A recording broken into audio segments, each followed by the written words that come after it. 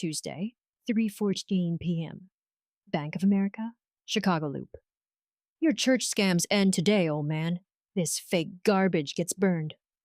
Charles Zavala's chrome Zippo ignites. The $3 million corporate trust check erupts in flames. He holds it high, letting everyone see the destruction, then drops the burning paper at Pope Kenneth Lim's feet. Kenneth, 72, and dressed in simple black clerical attire, with a worn wooden briefcase, doesn't flinch. The check burns between his modest leather shoes. Zavala grinds his designer heel into the ashes, twisting slowly while maintaining eye contact. Look at that, Zavala announces to the growing crowd. Problem solved. 5 customers film. A young man live streams, whispering commentary. The security guard approaches, hand moving to Kenneth's arm. Sir, you need to leave, the guard says. Now. Kenneth's expression remains stone calm. His hand moves toward his briefcase, pauses, then drops. The digital clock reads 3:16 p.m. 8 minutes until his board meeting. Have you ever been judged so completely that someone literally burned your worth in front of you? 3:16 p.m. The humiliation deepens. Everyone, look at this masterpiece, Zavala announces, pointing at the smoldering ashes on the polished marble floor. Did you see how I handled that fake check? Burned it right in front of him. These church scammers think they can fool us. Problem solved. Kenneth stands motionless, as burned fragments stick to his shoes. The acrid smell of charred paper fills the air. Thin wisps of smoke still rise from the blackened remains scattered across the pristine marble. Charles, maybe we should... starts Linda Chen, the assistant manager, eyeing the growing crowd nervously. Quiet, Linda. Zavala's eyes gleam with satisfaction. Father, what's your real name? And don't give me some fake clergy identity to match that worthless check I just incinerated for everyone to witness. The live streaming customer angles his phone toward the ashes, then back to Kenneth's weathered face.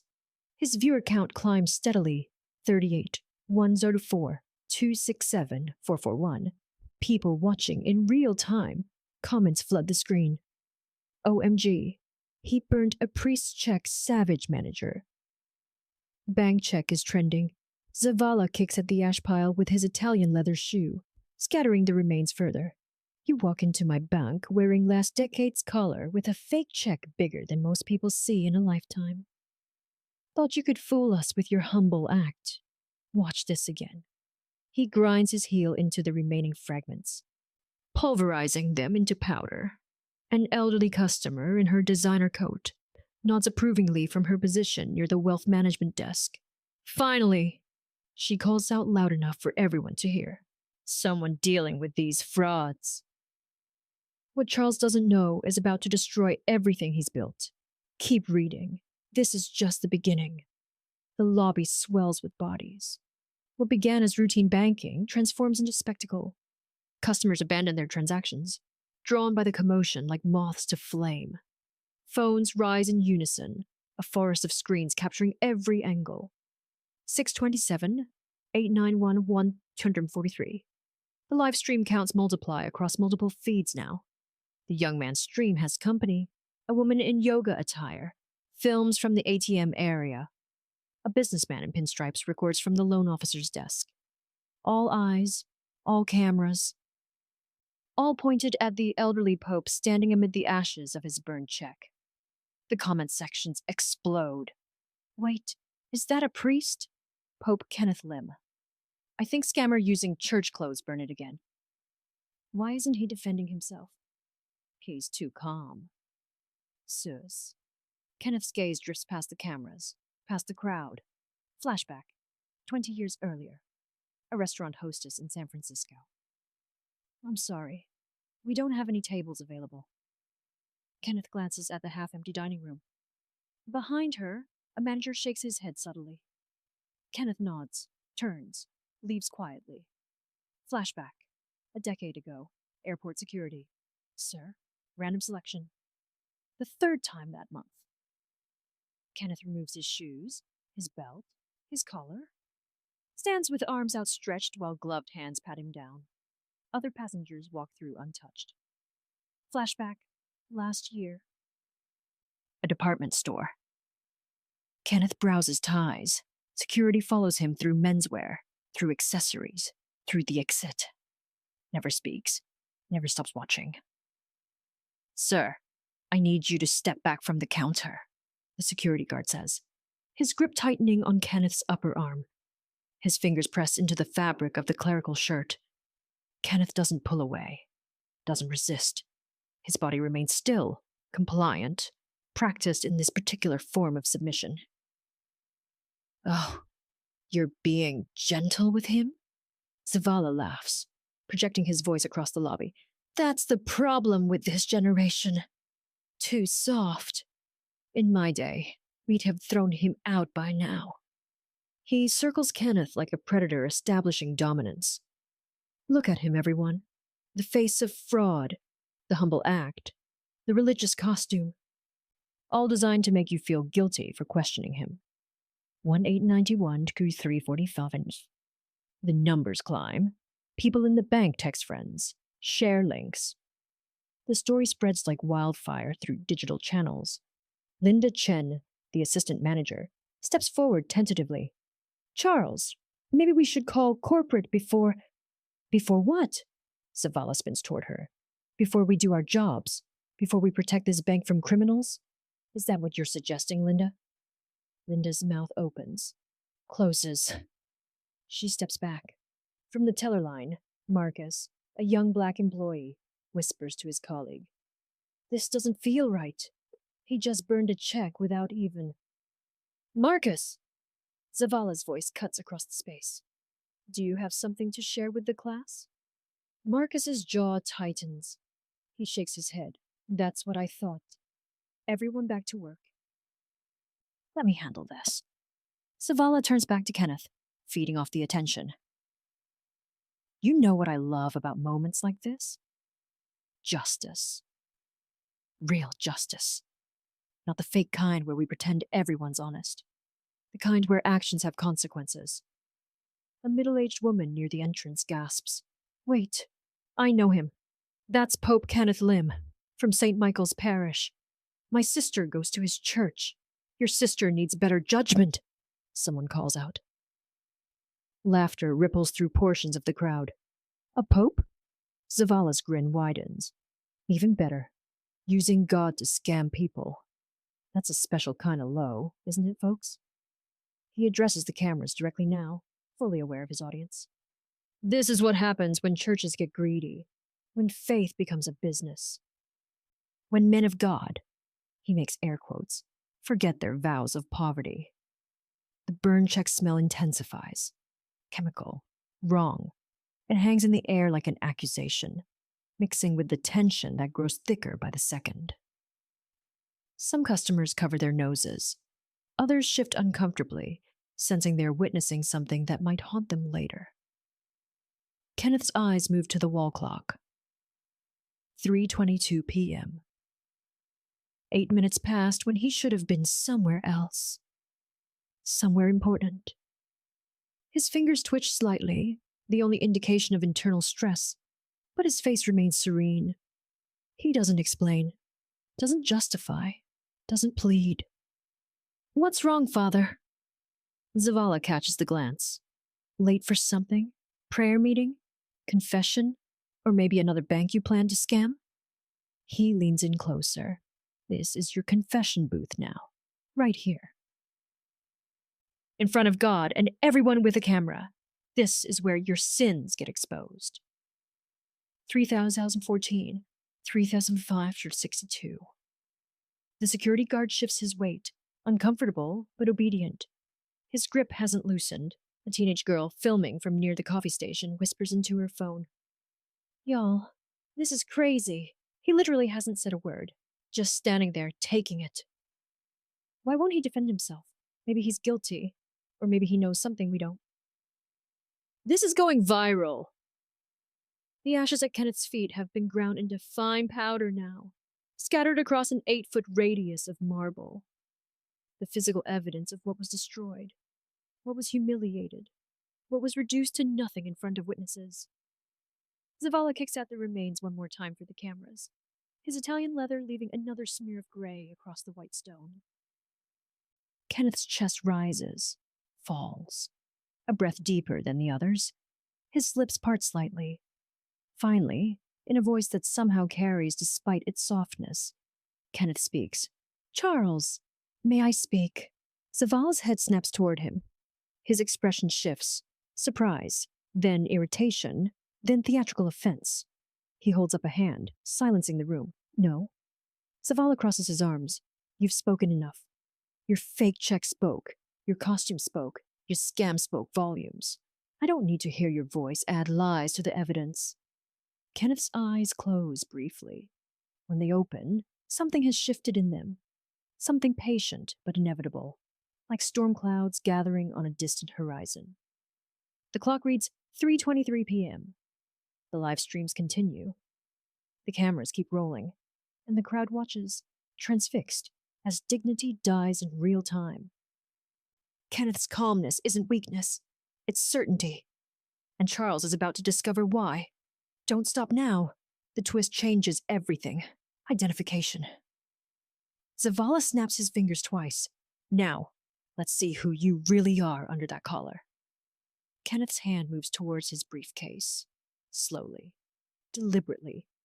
Each movement measured, as if he's done this choreography 1,000 times before. The wooden case rests against his shin. His fingers find the brass latches. Click, click. 3,191, 4,247, 4,603. The view accounts surge past 4,000. Someone's tagged major news accounts. The hashtag Detroit Bank Burning Pope trends in Chicago, spreading to Milwaukee, Detroit, reaching across state lines. "Look at how slow he moves," Zavala narrates for the cameras. "Classic stalling tactic. You know what else moves this slow? Criminals trying to think up their next lie." He paces behind Kenneth, hands clasped behind his back like a prosecutor addressing a jury. "I've seen this before. The fake checks, the forged church donation letters, the identity theft using religious credentials." Kenneth opens the briefcase. The interior catches light from the overhead fixtures. A woman in the crowd inhales sharply. Even from her angle, she can see it's not what anyone expected. No crumpled papers. No desperation. Everything inside sits organized with surgical precision. Kenneth's hand hovers over the contents. A tablet. Sleek. Corporate grade. The kind with biometric security and encrypted access. Its black surface reflects the lobby lights. Beside it, a cream-colored envelope sealed with embossed letterhead. The seal catches the light. Official. Heavyweight. Expensive. The kind of paper that announces importance before you even read it. Beneath those, document folders. Navy blue. The edges visible enough to see printed headers. Executive. Confidential. Board authorization. Kenneth doesn't touch any of them yet. His hand moves past the tablet, past the envelope, reaching for something simpler underneath. "Stealing church funds is federal," Zavala continues, voice rising. "Did you know that? Wire fraud, mail fraud, elderly exploitation if you're targeting your own congregation." He points at Kenneth's back. "That's what we're looking at here, folks. A man who used people's faith, their trust, their donations, to print himself a fake fortune." Kenneth's serenity hasn't cracked. Not once. His breathing remains even, his shoulders relaxed, his expression neutral in a way that should be impossible under this scrutiny. It's the calmness of someone who's already accepted every possible outcome, or someone who knows something no one else does. A businessman near the wealth management desk shifts his briefcase to his other hand. "Something's off," he murmurs to his wife. "That's not how guilty people act." "Shh," she whispers back, phone raised, recording. Linda Chen edges closer to Zavala. Her voice drops low, urgent. "Charles, I really think we should pause this. Call regional management. Get protocol guidance before..." "Before what, Linda?" Zavala rounds on her. "Before we do our jobs." You want to let him walk out of here? You want to be the one explaining to corporate why we ignored a fraudulent check? His voice carries deliberately, ensuring the cameras catch his righteousness. No, we handle this now. We handle this right. Linda's face flushes. She retreats to the teleline, arms crossed, watching with visible discomfort. 5,728, 5641. The numbers climb. Someone's mother shares it. Someone's coworker posts it. The viral machinery accelerates, feeding on conflict, on humiliation, on the promise of resolution. Zavala moves to Kenneth's side, addressing the lobby like a stage. Let me tell you what I've learned in 15 years of banking. You can spot a scammer by their story. It's always the same. They dress down, make themselves look humble, sympathetic, unthreatening. They carry props.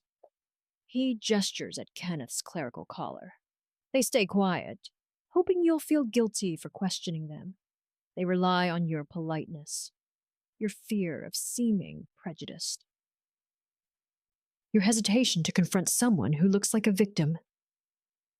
A few people nod, others exchange uncertain glances. But real victims. Zavala's voice builds. Real victims get angry. They defend themselves. They show emotion.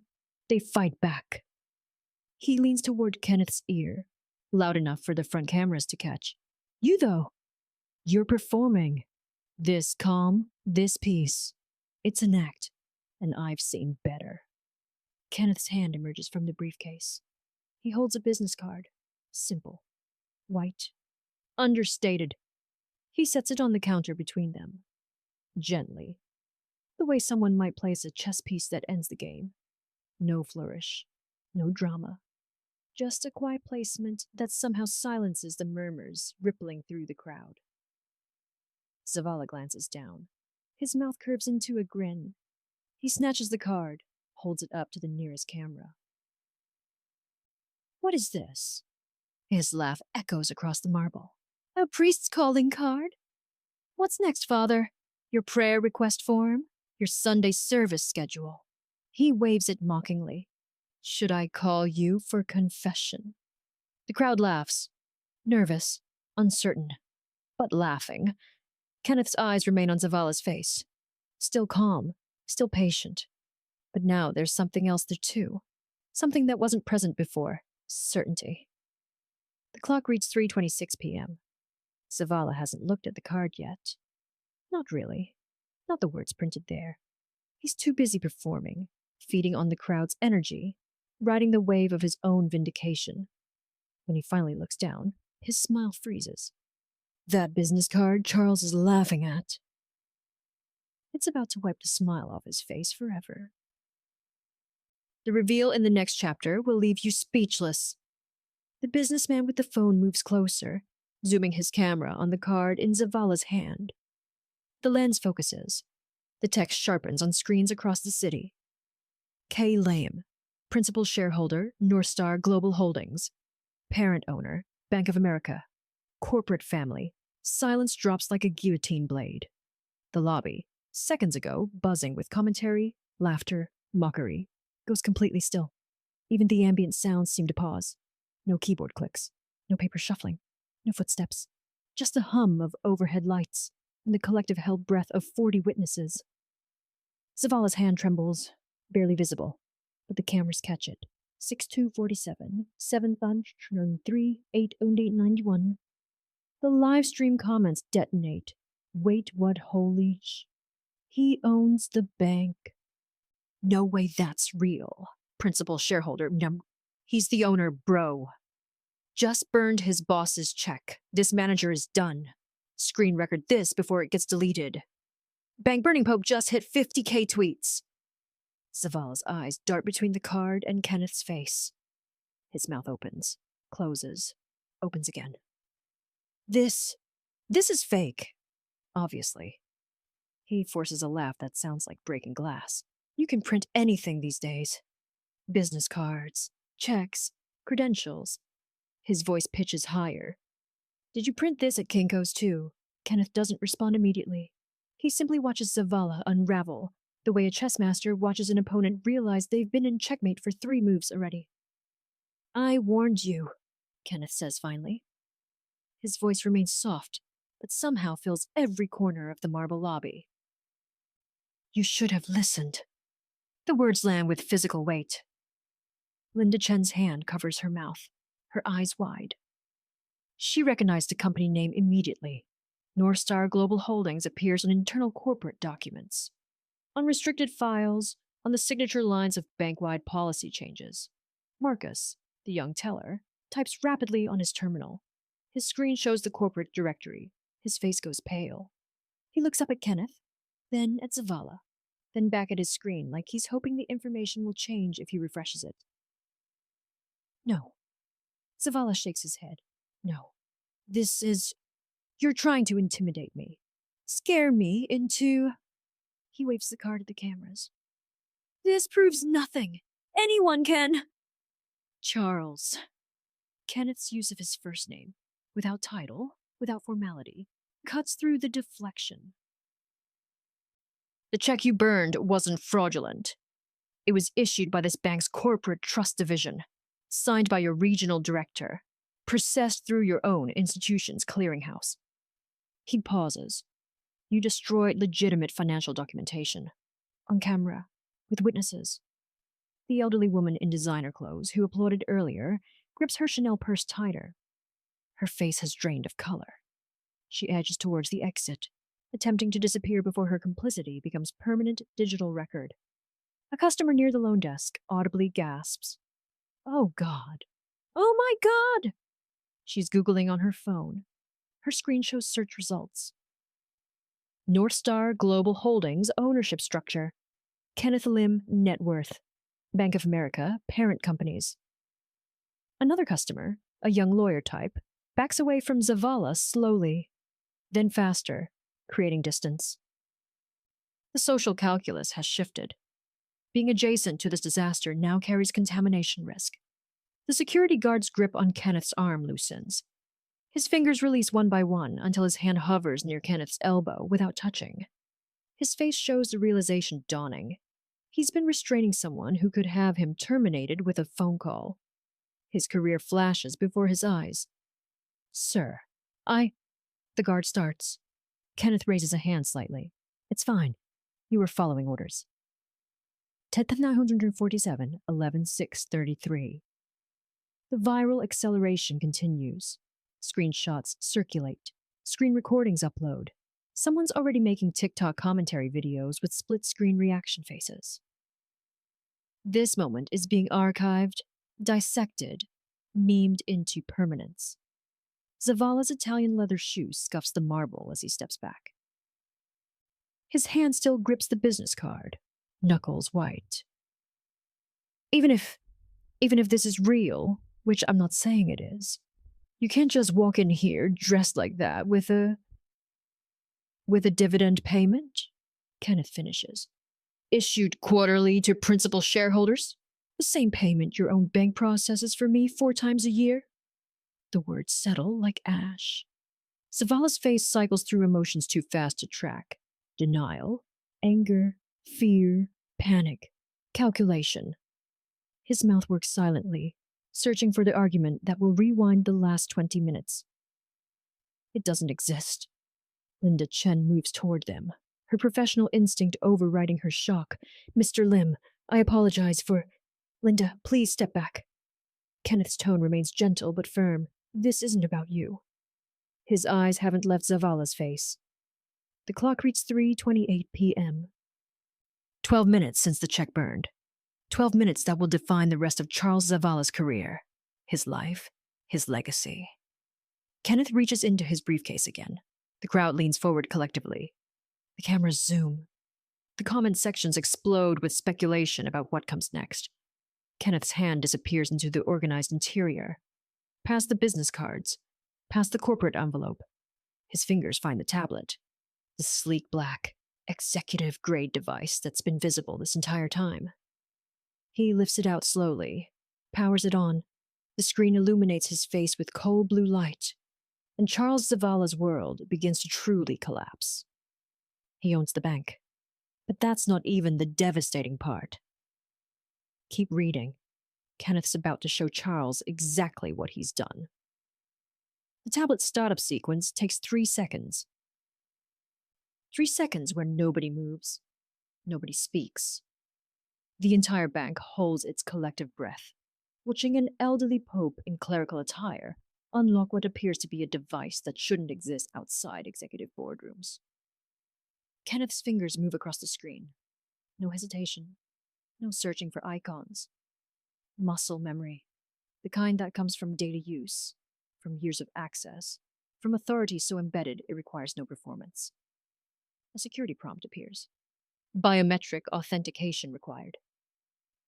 Kenneth presses his thumb to the sensor. Accepted.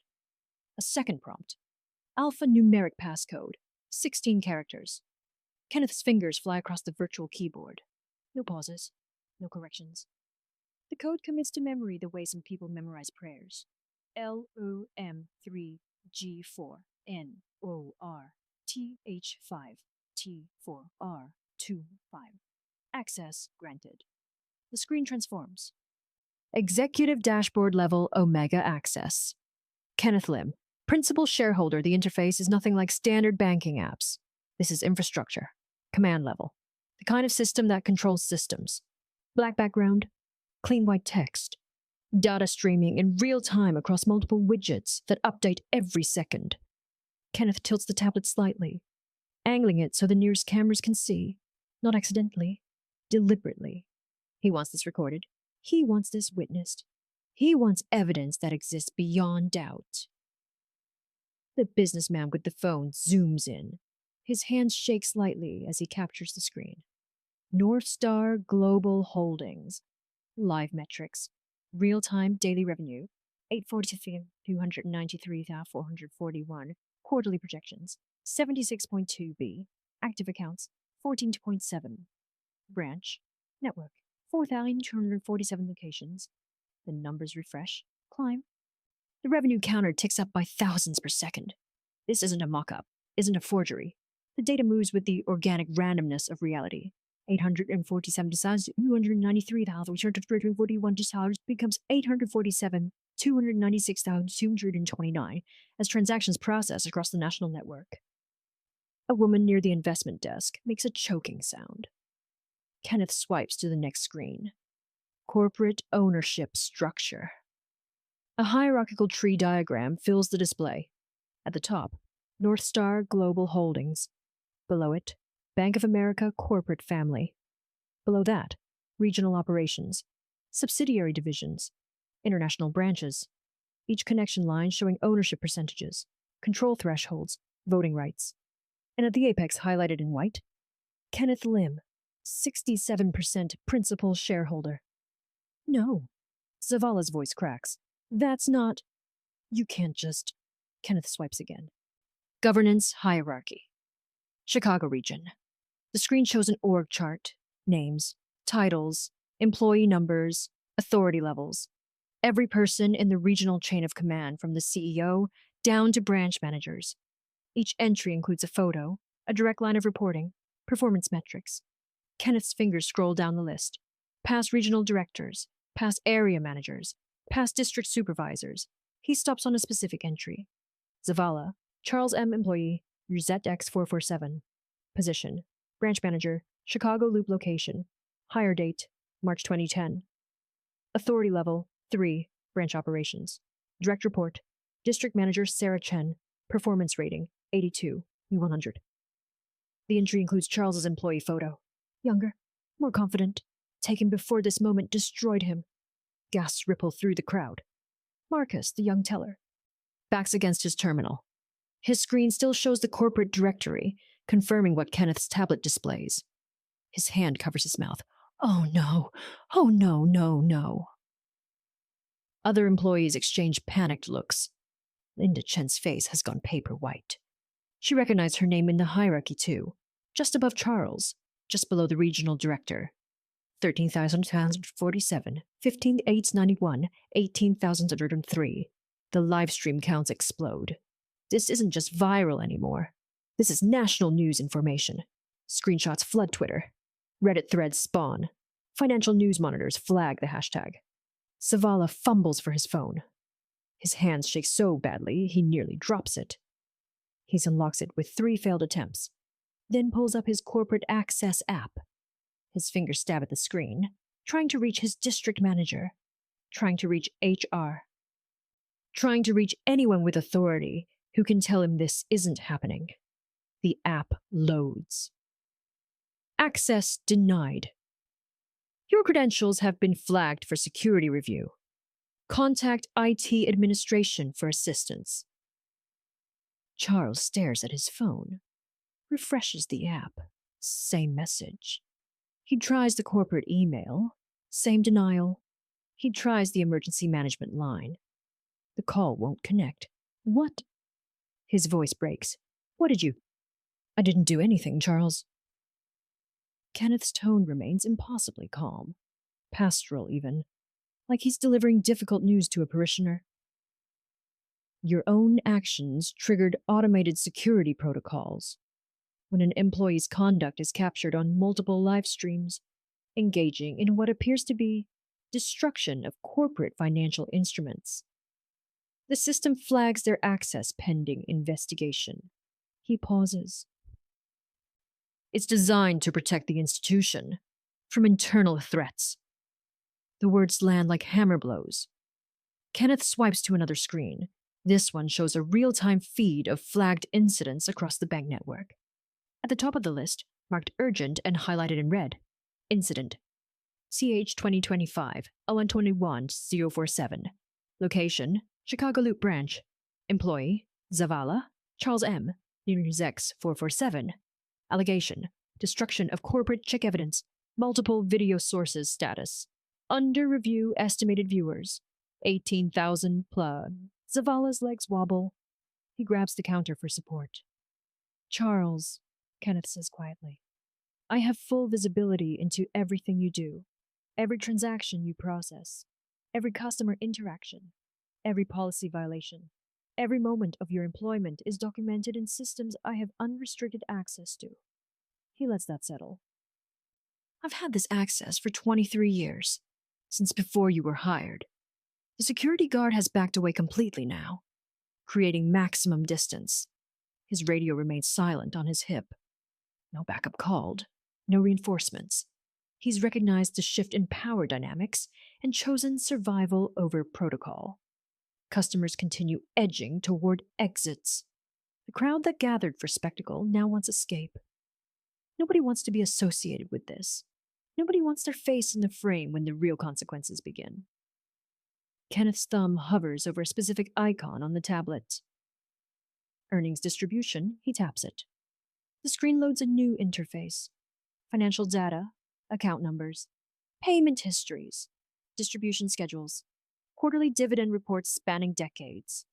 And at the top, marked for this quarter, this month, this day, the details of a $3 million payment. The clock reads 3:31 p.m. Charles Zavala watches the screen and understands exactly what he burned. Kenneth has access to everything, and what he's about to reveal will make your jaw drop. The burned check twist is next. Don't miss it.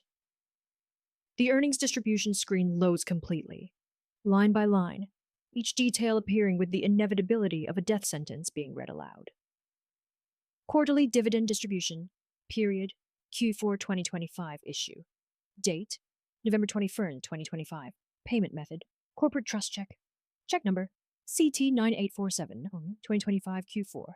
Kenneth angles the tablet higher, making sure every camera captures this, making sure the 20,000 plus viewers see what comes next. Distribution amount, 3,000,000. Issued, Kenneth Lim, principal shareholder, North Star Global Holdings. Status, issued, awaiting deposit. The number sits there, $3 million, with all its zeros. Issued this morning by the bank's corporate trust division, printed on secure check stock, authenticated through multiple verification layers, authorized by the regional director, processed through the same system that handles every legitimate transaction in this building. Legitimate, legal, real. And now, ash on the marble floor. Silence descends again, heavier this time. The kind of silence that precedes catastrophe. The moment before the building collapses. Before the verdict reads guilty. Before everything changes and can never be unchanged. Kenneth's voice breaks the quiet. Gentle, almost apologetic.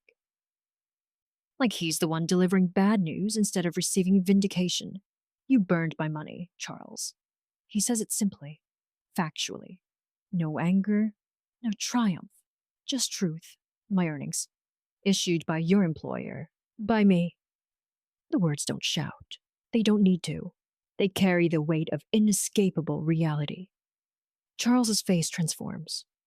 The color drains from his skin, leaving him gray pallor. Sweat beads on his forehead despite the climate-controlled lobby.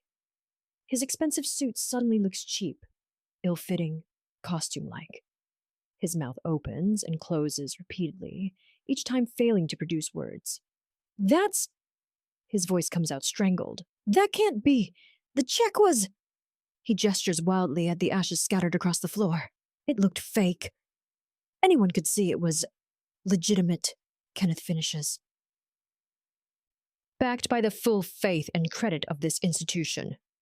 Verifiable through any standard authentication process, which you would have discovered if you'd followed proper protocol and submitted it to your verification department. Marcus, the teller who's been watching in horror, nods involuntarily. Standard procedure. First National Bank of Chicago requires all checks over $10,000 to go through verification. Charles bypassed every safeguard, every checkpoint, every protection designed to prevent exactly this catastrophe. 21,447 and 23,891, 26,203. The live stream counts surge past 26,000. This isn't just Chicago anymore. This is Los Angeles watching, New York watching, London watching during their evening hours. The clip has escaped regional containment, gone international, become the kind of viral moment that defines careers, ruins reputations, spawns lawsuits and think pieces and corporate training videos about what not to do. Charles. Kenneth swipes to another screen. This one shows legal code, federal statute. The text appears in clean, official formatting. Under Title 18, United States Code, Section 1361, willful destruction of a legitimate financial instrument constitutes a federal offense. He scrolls slowly, letting the cameras capture the relevant passages. The deliberate destruction of another person's negotiable instrument, especially one issued by a federally regulated financial institution, carries penalties including fines up to $250,000 and imprisonment up to 10 years. He pauses. That increases if the destruction was motivated by discrimination, which multiple witnesses and video evidence appear to support. Charles's knees buckle slightly. He catches himself on the counter. His palm leaves a sweat print on the polished surface. No, no, no, no. The words come out as prayer, as plea, as the sound of a man watching his entire life implode. I didn't know. I couldn't have known. You came in here looking. He gestures at Kenneth's clothing, his desperation making him stupid. How was I supposed to... By doing your job. Linda Chen's voice cuts across the lobby. Sharp. Final. She's been silent through most of this, but something in Charles's deflection has broken her professional restraint. By following protocol. By treating every customer with basic dignity, regardless of appearance. Charles rounds on her. You don't understand. You weren't... I was here. Her voice shakes with controlled fury. I watched you mock him. Burn his property. Parade your cruelty for approval. Don't you dare pretend this was anything other than what it was. The crowd murmurs agreement. The social tide has completely turned. Charles is alone now, isolated. The villain in a story being written in real time across 10,000 screens. Kenneth closes the legal statute screen, opens another. This one shows the bank's own internal policies, employee conduct codes, zero tolerance clauses, discrimination protocols, each section highlighted, bookmarked, Annotated. Your employment contract, Charles, includes specific language about customer treatment, about professional conduct, about representing this institution with integrity. His finger traces the text. Section 4.7. Any employee who engages in discriminatory behavior shall face immediate disciplinary action up to and including termination. Charles's breathing has become ragged, visible. His chest heaves like he's run a marathon. Sweat darkens the collar of his shirt. His hands shake uncontrollably. Section 8.2. Destruction or mishandling of customer financial instruments may result in criminal referral and personal liability. The tablet screen shows Charles's signature on these documents. Digital signature, dated March 2010. Every annual renewal since. 15 years of acknowledged agreement to these terms. You didn't just break the law, Charles. Kenneth's voice remains gentle, which somehow makes it worse. Kindness as surgical blade. You violated every principle this institution claims to represent. In front of cameras. While mocking the very person your employment contract obligated you to protect. 28,892, 31,400 increase. Over 31,000 viewers now. The number's still climbing. Someone's streaming this on news networks. Someone's cut a clip for Instagram Reels. Someone's threading it on Twitter with legal commentary. The moment has achieved permanence. Will exist forever. Will be cited in training. Referenced in lawsuits. Used as cautionary tale for generations of managers who think authority means immunity. Kenneth locks the tablet. Sets it gently on the counter beside his briefcase. The ashes of the burned check still scatter across the marble between them. $3 million reduced to powder. Evidence of destruction. Proof of crime. Monument to arrogance. The clock reads 3:34 p.m.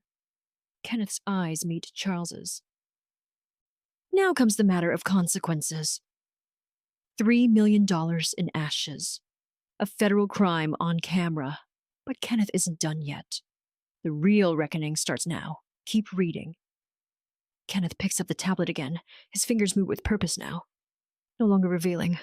Now executing. The shift from evidence to action happens without announcement. Without warning. Just the quiet transition from judgment to sentence. He navigates past the screens they've already seen.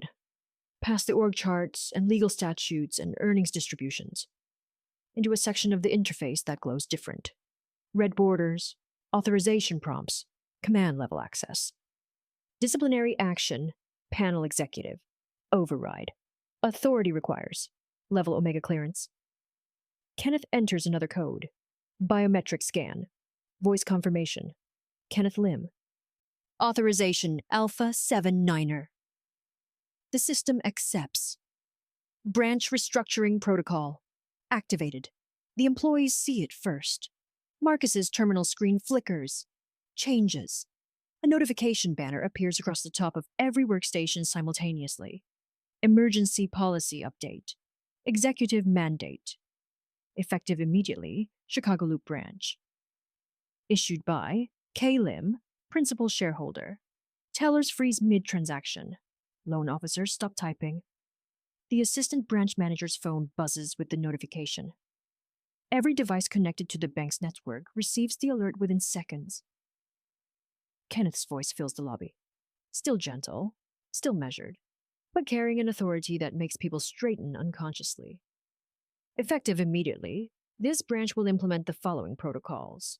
He reads from the tablet, but his eyes scan the crowd, making eye contact, ensuring comprehension. This isn't for Charles alone anymore. This is institutional reform. This is change enforced from the highest level of power. First, zero-tolerance discrimination policy.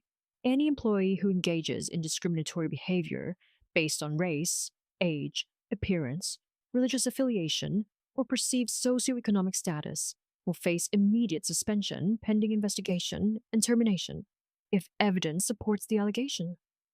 Customers exchange glances. Some nod approval, others shift uncomfortably, wondering if they've been complicit.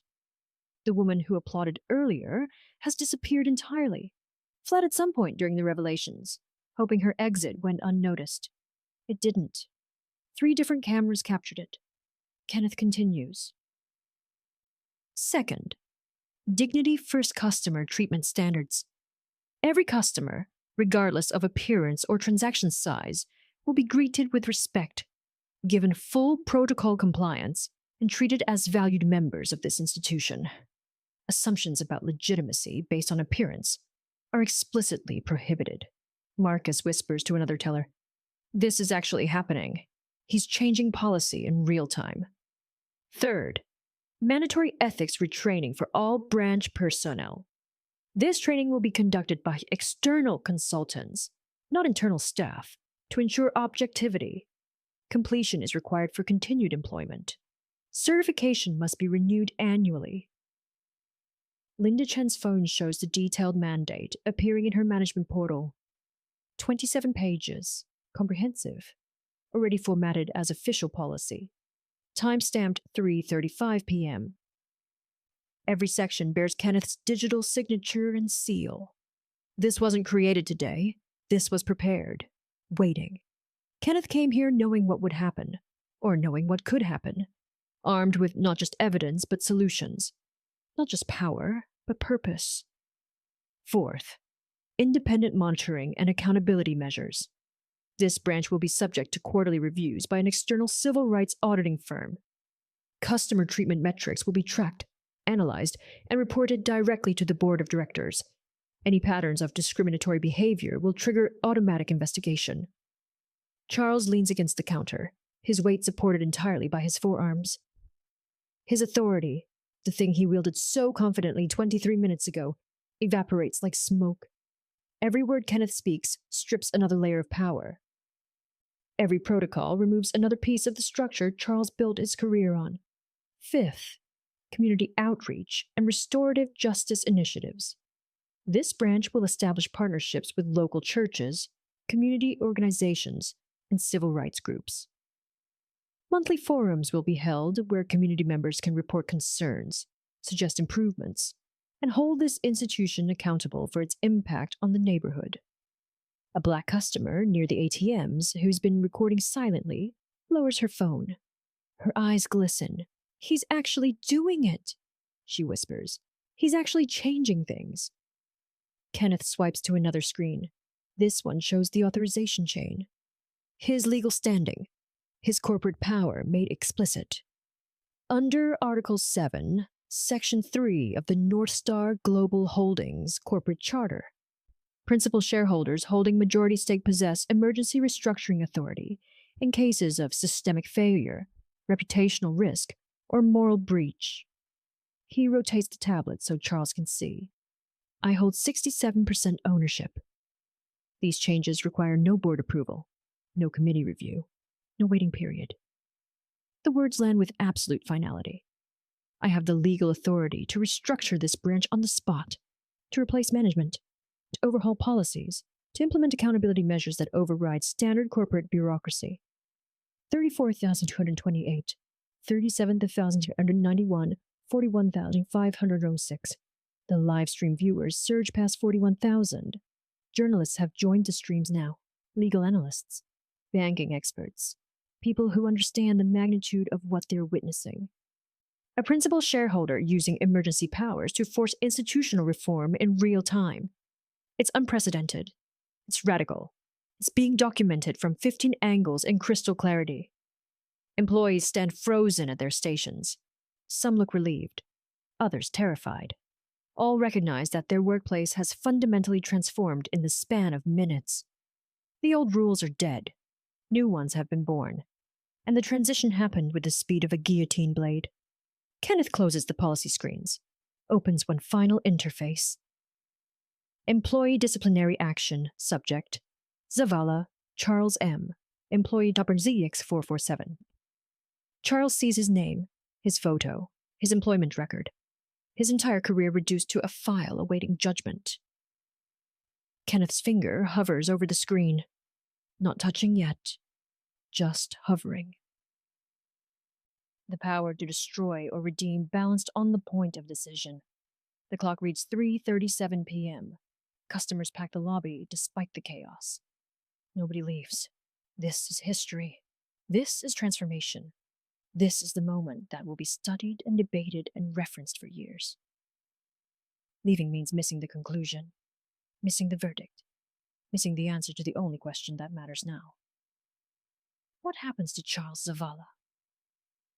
Kenneth looks up from the tablet. His eyes find Charles's face. The manager who mocked him burned his check, ground the ashes under Italian leather, performed cruelty for applause and validation and the thrill of power over someone he perceived as powerless. Charles Zavala. The name echoes across marble. You now have two choices. Kenneth just reshaped the entire bank with one button press. Now comes Charles's moment of truth. Redemption or destruction. His choice will shock you. Kenneth's voice remains steady, clinical, like a judge reading sentence options to a defendant. No malice, no satisfaction, just the weight of justice delivered without emotion. Option 1. He looks directly at Charles. You issue a full public apology, on camera, now. You accept immediate demotion to entry-level customer service representative with corresponding salary reduction. You pay full restitution for the destroyed check, $3 million, which will be garnished from your wages and assets over time. And you complete 300 hours of community service in organizations serving the populations you've demonstrated bias against. Charles's breath comes in shallow gasps, each word another stone added to the weight crushing him. Additionally, you undergo mandatory counseling for implicit bias, quarterly reviews with external monitors, and you remain in this position, under scrutiny, under observation, as a living reminder of what happens when power meets prejudice. Kenneth pauses. Let that sink in.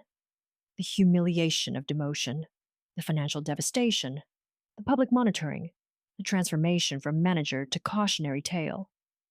But still employed, still breathing, still granted a path forward. Option 2. The lobby somehow grows quieter. Immediate termination for cause. Criminal referral to federal authorities for destruction of financial instruments. Civil lawsuit for damages and emotional distress. And I personally ensure your name is flagged in every banking network in North America. You will never work in this industry again. Your LinkedIn becomes a warning. Your resume becomes evidence. Your career becomes history. The two paths lay before Charles like diverging roads, both painful, both humiliating. But one offers survival, the other offers oblivion. 44,891, 48,327, $15,603.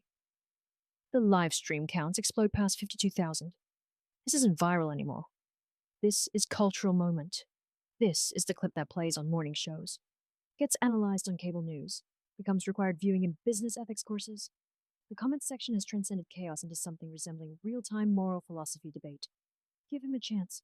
He doesn't deserve mercy. This is what accountability looks like. Make him apologize on his knees, redemption, or destruction. What would you choose? Charles's legs finally fail. He doesn't fall completely, catches himself on the counter, but his posture collapses inward. Shoulders hunch, spine curves, the physical manifestation of internal destruction. His expensive suit wrinkles, his perfect hair now disheveled from running his hands through it. Sweat stains darkens his collar, his underarms, visible even through the tailored fabric. His mouth opens, closes, opens again. His voice breaks immediately. I can't. You can. Kenneth's tone shifts slightly. Still firm, but containing something else now. Grace. And you will. Choose, Charles. The customers wait. The cameras wait. The world waits. Linda Chen stands rigid near the teleline, her expression unreadable. Marcus has his hand over his mouth. The security guard has backed to the entrance, ready to intervene if needed, but hoping he won't need to. Seconds stretch. 10, 20, 30. Charles's eyes scan the crowd, looking for escape, for support, for someone to tell him this isn't happening. But every face reflects the same thing back. Judgment, expectation, the demand for accountability. His gaze falls on the ashes. Still scattered across the marble, the physical evidence of his arrogance.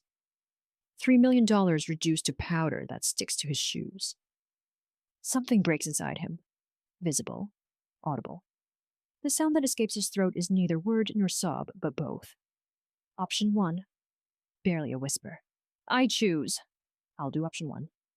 Kenneth nods once. Then face the cameras. Charles turns. Slowly, like a man approaching execution. 15 phones point at him. 15 angles capturing his destruction. The businessman's camera. The yoga woman's stream. The young man who started this all. Every lens focused. Every microphone active. Every viewer leaning closer to their screens. Charles Zavala, branch manager of Bank of America Chicago Loop, stands in the center of his ruined kingdom and prepares to demolish his own pride. His voice cracks. He clears his throat. Tries again. I, Charles Zavala, apologize. The words come out strangled. Insufficient. He knows it. Everyone knows it. Kenneth's voice. Quiet, but carrying. For what, Charles?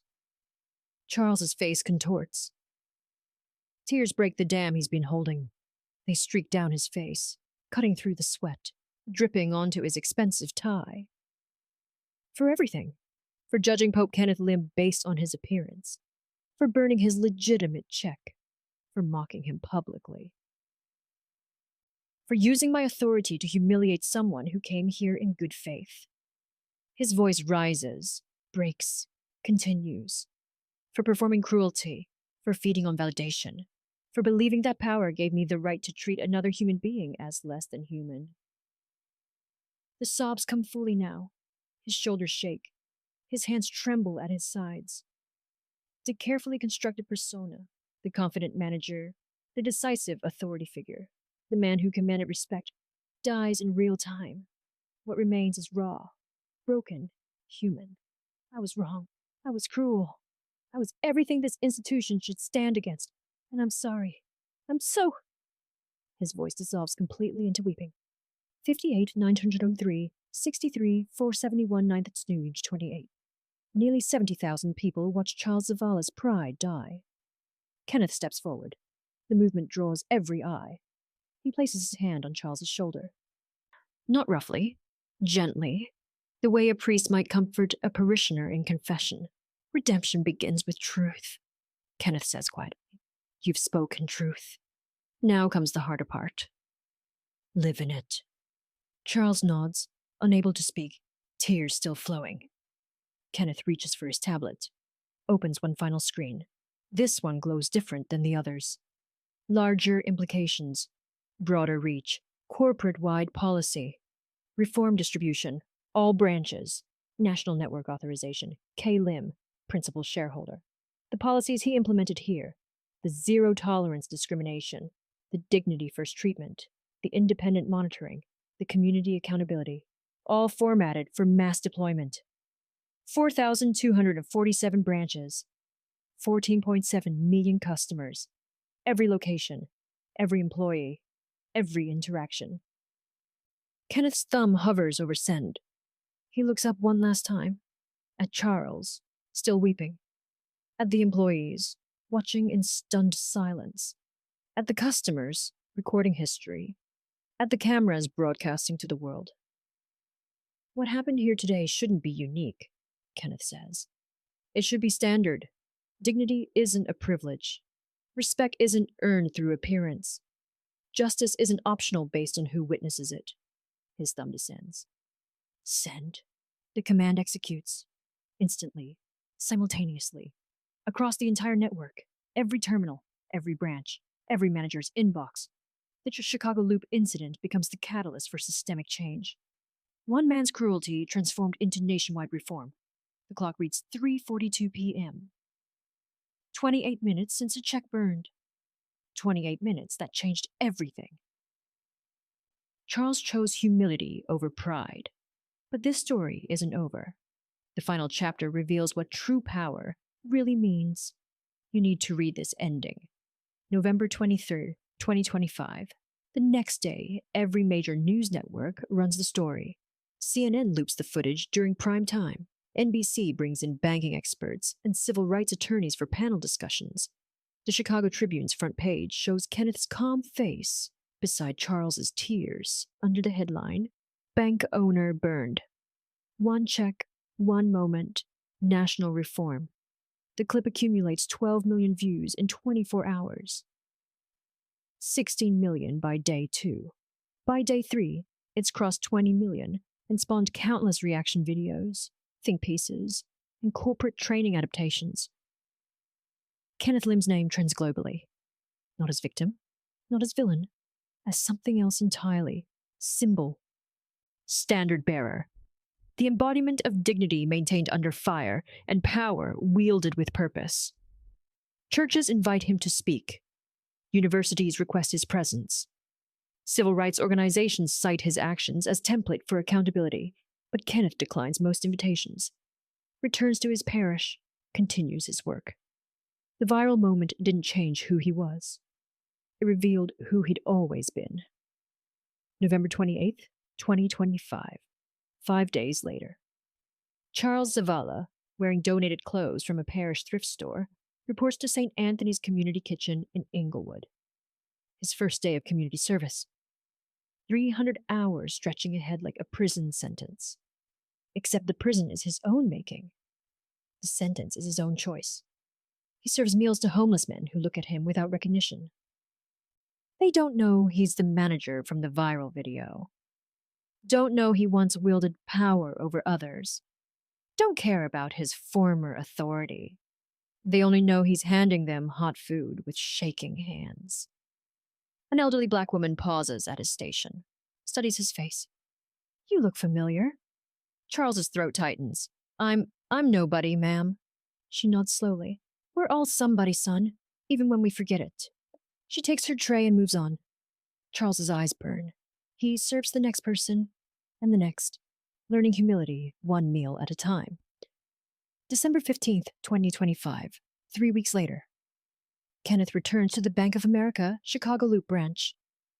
Sunday afternoon, quiet hours. The branch manager, Linda Chen, promoted after Charles's demotion, greets him personally at the entrance.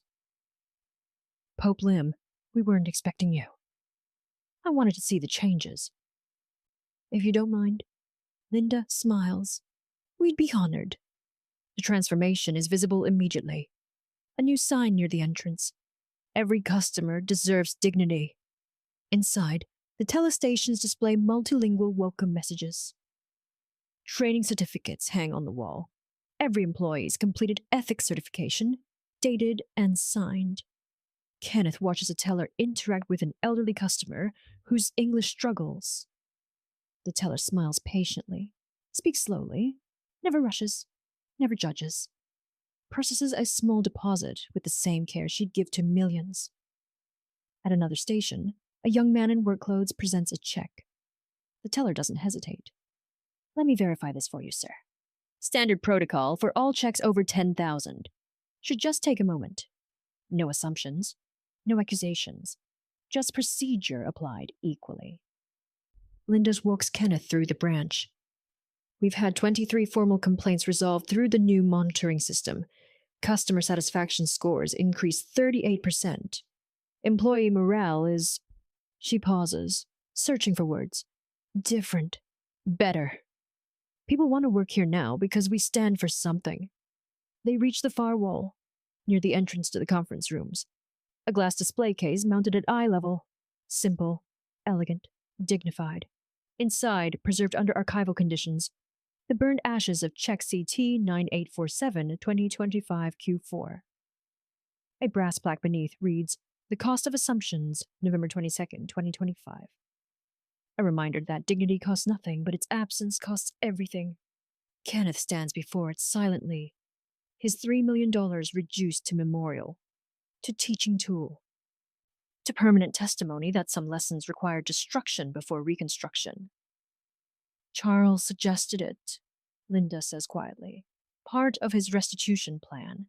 He wanted something that would remain. That would make people remember. Not just what he did, but why it mattered. Kenneth nods, says nothing, but something shifts in his expression.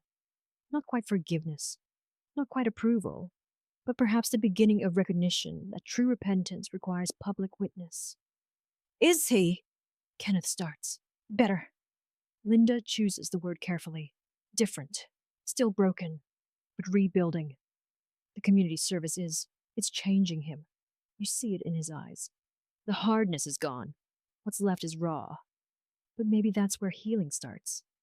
Kenneth reaches into his jacket, removes his clerical stole, drapes it over his shoulders. Linda understands without asking, steps back, gives him space. Kenneth bows his head before the memorial. His lips move in silent prayer. Not the prayer of condemnation, not the prayer of triumph, the prayer of grace. For Charles, for the institution, for everyone wounded by assumptions, for everyone who witnessed, and everyone who will learn. His voice emerges as whisper, barely audible. Lord, grant us the wisdom to see clearly, the humility to judge slowly, the courage to change deeply, and the grace to forgive fully. For Charles, who fell, for systems that fail, for all of us who need redemption more than we need revenge. Amen. Linda wipes her eyes. Kenneth returns his stole to his pocket. Thank you for showing me this, he says. Thank you for starting it. December 15th, 2025, 6:47 p.m. Kenneth exits the bank into the quiet Chicago evening. Winter approaches, early darkness, cold air that smells of snow coming. The loop winds down its Sunday rhythm. Fewer people, less noise, the city breathing between heartbeats. He pauses on the sidewalk, his wooden briefcase in hand, his clerical collar visible beneath his coat. Just another elderly clergyman walking through downtown. Invisible to most, unremarkable, exactly as it should be. He thinks about Charles serving meals, about the memorial ashes, about policies spreading across 4,000 branches, about dignity defended and systems reformed, and the strange mathematics of how 28 minutes can reshape institutional culture. About power, real power, the kind that doesn't announce itself, doesn't perform for cameras, doesn't demand recognition. The kind that simply exists, acts, changes things, then walks away. Kenneth's lips move, speaking to no one, to everyone, to himself, to whatever force governs justice in this broken world. Power is not in ownership. His breath mists in the cold air, but in how we treat those who cannot defend themselves. He adjusts his briefcase, buttons his coat, begins walking toward the train station. Behind him, the bank's lights glow warm against the darkening sky.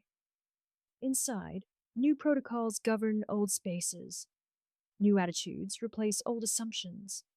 One man's humiliation transformed into many people's liberation. Kenneth disappears into the evening crowd. Another face among faces, another soul among souls. Carrying power that needs no crown. Wielding authority that demands no stage. Living proof that the meek inherit more than earth. They inherit the ability to remake it. Fade to black. Appreciate you staying till the end. The next story's even crazier. More twists, more drama. Don't miss it. Click the video on your screen and jump right in.